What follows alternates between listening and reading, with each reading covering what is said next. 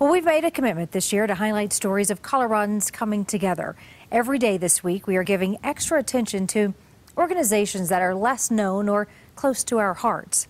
Tonight, it's the ALS Association and its little-known closet that I share with you, and the courageous story of a former CSU rugby coach coming to terms with the disease.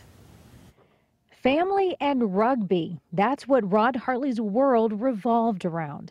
He was the one known to guide and inspire those around him, especially the young men that he coached for 5 years on the CSU rugby team.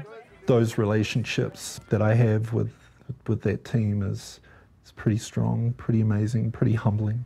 Then a diagnosis of ALS, or Lou Gehrig's disease. Rod was sidelined. This leader and coach knocked off his feet, now in need of help. The ALS Association has been fantastic. Have you used some of the resources that they have available? Right from the get-go. Back here we have our equipment loan closet. A closet at the back of the ALS office packed to the ceiling with items. I have 2- and 4-wheel walkers for the earlier stages of the disease. It might not look like much, but these things are precious to those dealing with what can be a weekly progression of ALS. These bins all contain small everyday items that you and I would never think that we needed, but to a patient that is slowly losing their grip and strength, these items come in very, very handy. Like a spoon with a big handle and a cup holder when things start to slip and fall. Everything in this warehouse and in these rooms, from beds to breathing machines, is free, on loan to anyone with ALS that needs it. And we're blessed that, we've been the recipient of that help, for sure. There is no treatment, no cure for Rod or anyone with ALS. He knows the progression cannot be stopped.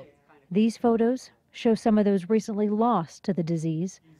But instead of worrying about what's ahead, Rod keeps his focus on what is right in front of him. My wife is just a phenomenal person and fills me with light every day.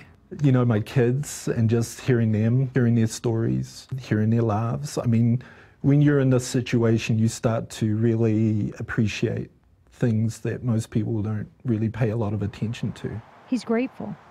He says without input from the ALS Association, he wouldn't have the chair that he's in or the minivan that he and his wife use to get around. The amazing thing about this disease and this community, the humbling part of it, is the fact that there are so many people out there that want to help. This is one road that Rod Hartley will not be traveling alone.